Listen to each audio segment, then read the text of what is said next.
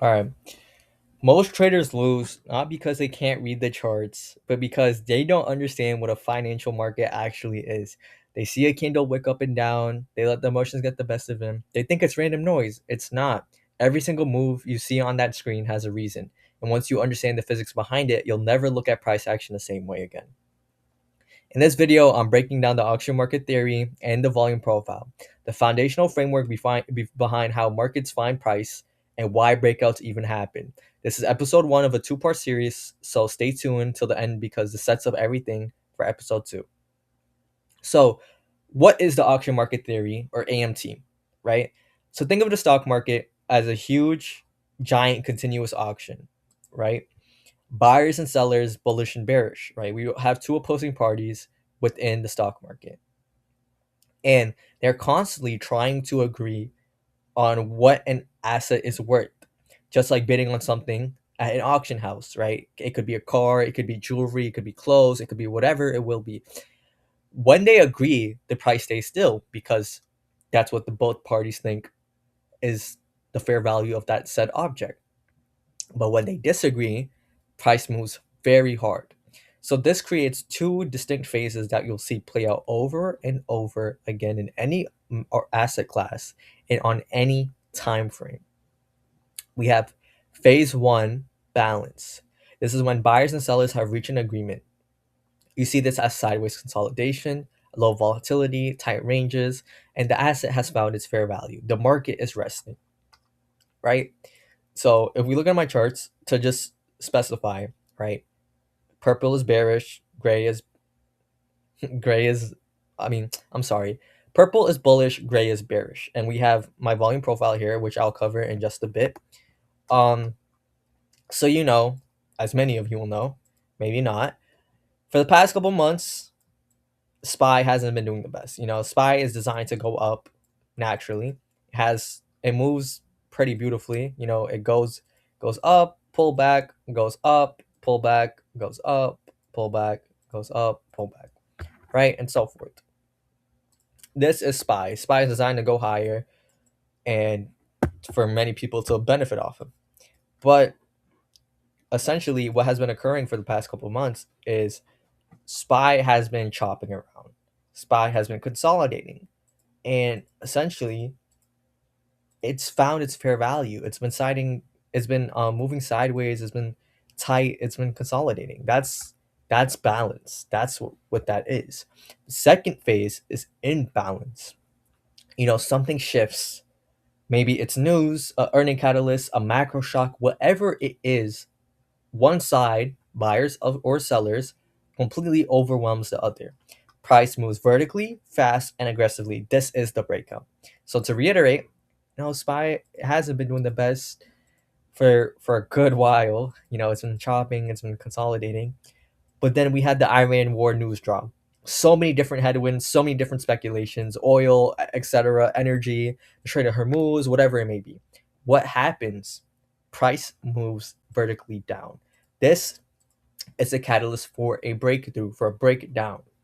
And because of that, we see bears take over. Simply put, one party dominates over the other. A price moves vertically, sharp, quick, and with volatility. And because of this makes a cycle. After every imbalance, price will eventually find a new balance. A new fair value is established, and then the whole thing repeats. Balance, breakout, new balance, another breakout. That's the loop. Now, you might be thinking, this is stupid, this is just lines, whatever. There is math behind it. We have the bell curve and mean reversion. And I'm going to simply break this down, make this digestible for you. Now, this is where it gets interesting. AMT is just not a concept, it's statistically consistent. The way volume distributes around price follows a Gaussian distribution. This is what we call a bell curve. Maybe your test got curved in high school. This is what we're talking about. It's a bell curve. It's literally a bell. And to think of this, right, at the center of the curve, this is where the most trade is happening. This is the agreed upon fair value. The further you move away from the center in either direction, up or down, the fewer trades occur. The more extreme the market is starting to feel. When price drifts too far from that mean, from that equilibrium, the forces of the market naturally pull it back. That is mean reversion. Price snaps back every time. Think of it as a rubber band. It goes back to the fair value, up or down. When you pull a rubber band, what happens? It snaps, just like price. But how do we visually give us discretion for this? How do we use this in trading? Right? The volume profile. This is a tool. This is the tool for the auction market theory, right? If the AMT is just a theory, the volume profile is the translator. It shows you exactly where all the trading activity happened on the price axis, and it has 5 key components that you need to know, right? So let me get my brush tool. Hold on. This is my beautiful, beautiful, lovely volume profile. The gray is high volume nodes. The purple, low volume nodes. So first and foremost, first component, the point of control. What is the point of control? Well, on my chart is this purple line, right here. It's in the middle of the volume profile. If you've been following along, you should be able to get this. This is the price level where the most volume was traded in a given period. On the bell curve, this is the mean, the dead center, and the maximum equilibrium. Price is constantly gravitating back towards the PLC because this is where the most agreement exists. Think of it as a magnet. The volume profile indeed looks like a bell curve. You know, my little chopped bell curve. But what lays in the dead center is indeed the point of control. What happens when we're near the point of control? Well, if we're using SPY as an example, it's evident. We chop because price does not want to go high. Well, price may want to go higher, but in this case, it's where it wants to be. It's at home. It's resting.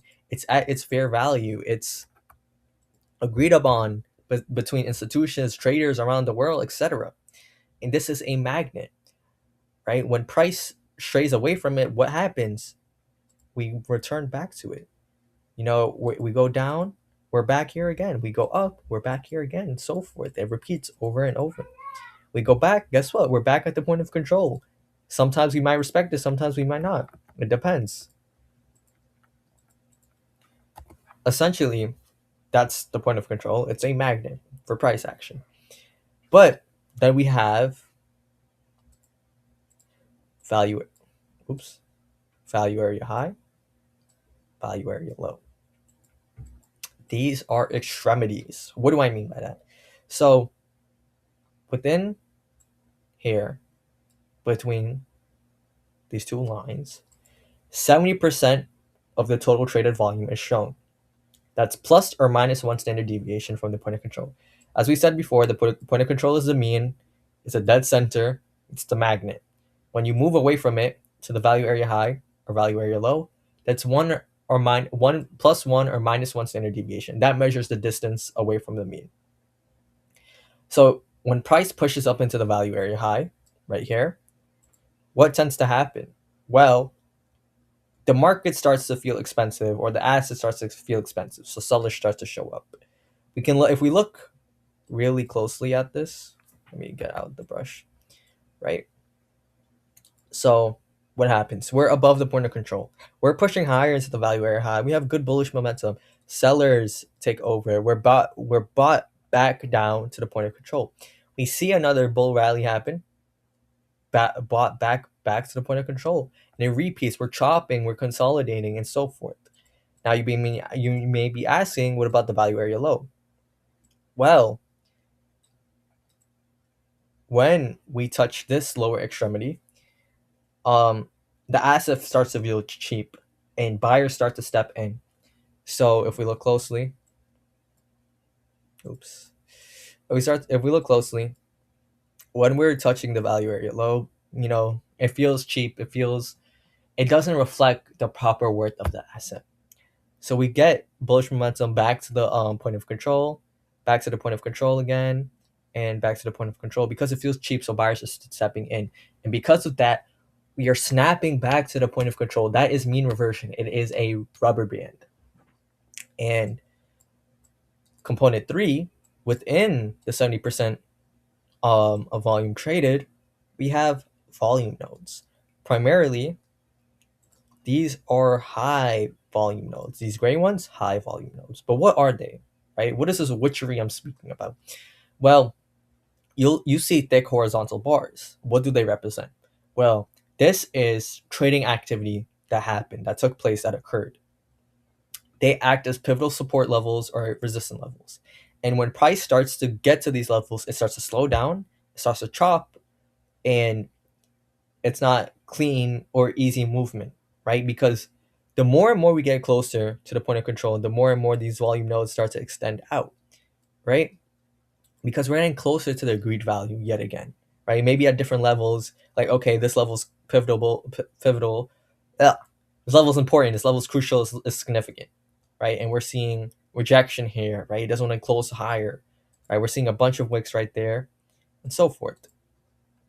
And then we have the counter opposite. We have the evil twin brother, or my favorite actually, low volume nodes, right? These purple ones right here. Let me move this out the way.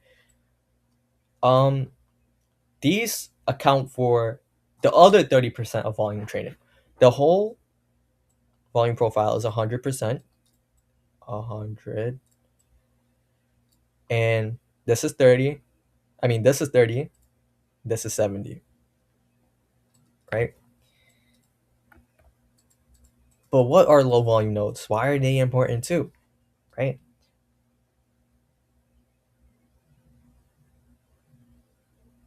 Did I say five components? My fault. I'm at four. But the low volume nodes, right? When price enters a low volume node, it moves fast. There is no friction. There's less resistance. This is where your explosive breakouts often launch through. This is because there's less trading occurring here. There's less buyers and sellers agreeing on a price. So because of that, there's less friction and price can just slice through it like butter, right? When price is consolidating inside the value area, aka through here, um, it's harder, it's slower to get through. But when it breaks through a low volume node, that's a signal for a possible explosive move, right? And now I want to talk about the discovery phase. When the point of control moves, what do I mean by that, right? You thought, hey, it's a magnet. That's what you said. Well, you gotta think about it. You gotta take it with nuance, right? You see, one thing that trips up a lot of traders is you think the point of control is permanent. It's not. When the price breaks out of a balance zone and starts climbing or dropping aggressively, it enters a phase called price discovery. The old point of control no longer matters. Price is seeking new valuation. A new profile is forming at this new level. This is the moment where you want to be in a trade. When the old fair value has been left behind, the market is actively searching for a new one. Understanding this is a difference between chasing a trade and being positioned for the trade. So let me show you something that's like will help you visualize this so much better, right? Outside of SPY. Let me hide my stupid levels. Um, oops. Sorry. All right, we have NVTS, semiconductor stock that's been getting a lot of traction recently. What can we see here? So, taking the principles I've taught you so far, we have the point of control, we have the mean, we have the agreement, right? This is the agreement. Price tried to push higher at the value area. It tried to break out the value area. But what happened was it was pushed down by sellers. So much so, it stayed at the point of control for a long while, almost months on end. It was bouncing between the point of control and the value area low. What happened was every time we touched the value area low, buyers stepped in because it was deemed so cheap. And then we snapped back to the point of control every single time until we had a we had a crucial moment. I don't know what changed in the stock, but we see the volume starting to pick up, right? We're breaking through these volume nodes. We have a lot of bullish momentum going up. And eventually, we're past the value area high, right? We have some seller reaction, right? But essentially, we're starting to chop around here. And we're also entering low volume nodes. So what does this mean? Well, NVTS for months on end was chopping around at its agreement price as expected, right? Because there's not really much to do. It's a tug of war. But once we push higher, now it's like, okay, trade is able to facilitate at a rapid rate because there is no essential agreement anymore, right? NVTS is now in its discovery phase. And because of this, because we're in low volume nodes, right, around here, price moves higher. There is taking profit, there is sell off, but yet again, the bullish momentum continues. And this will probably continue. We will have moments like this where we chop around and then push higher again until we see something like this where price finds a new point of control and it has an agreement on its mean again. And then from there, we can see price either chop around, go higher, or maybe even have a breakdown and go lower. And that's the beauty of the auction market theory. That's what it really is. Like, it gives you key levels to play around. It helps you understand where the stock is positioned. And to recap, markets oscillate between balance and imbalance. The volume profile lets you see this, where the value is, where the friction is, where the fast moves live. Every breakout you've ever seen is just a market leaving one agreed upon price to find another. It's like a divorce. It's literally like a divorce. In episode 2, I'm layering the Elliott Wave Theory on top of this, so we can actually count and predict the structures of these moves, not just identify the zones. That's where the trading application really comes to life. So if this made sense to you, do me a favor, hit the subscribe button, drop a comment with any questions, and I'll see you in part 2. If you need something to help you along the way understanding this, I'll have my paper that I wrote about these two theories and its application to swing trading linked below. Thank you.